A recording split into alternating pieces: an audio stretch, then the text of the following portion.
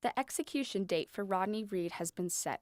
January 14, 2015 is when Reed will be put to death for the 1996 capital rape and murder of 19-year-old Stacey Stites.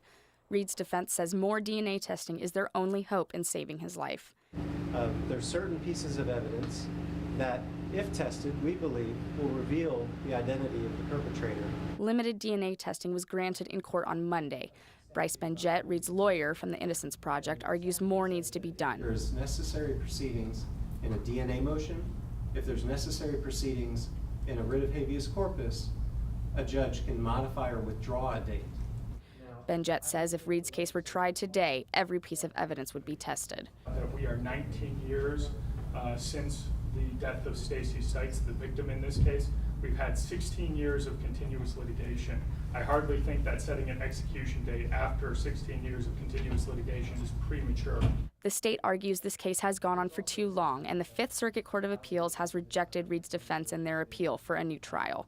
Family, friends, and supporters of Rodney Reed sat inside this courtroom today awaiting the decision from Judge Doug Shaver.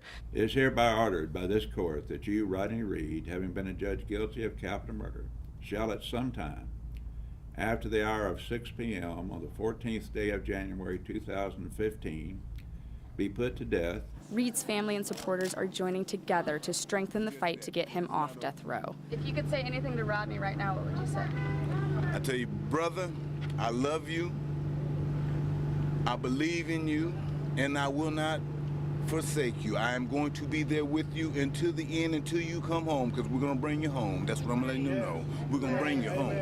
Reed's defense has filed a petition with the Supreme Court, and it should be considered this summer. When we do all we can do, we can't do no more. I'm asking you to keep the faith and stay positive.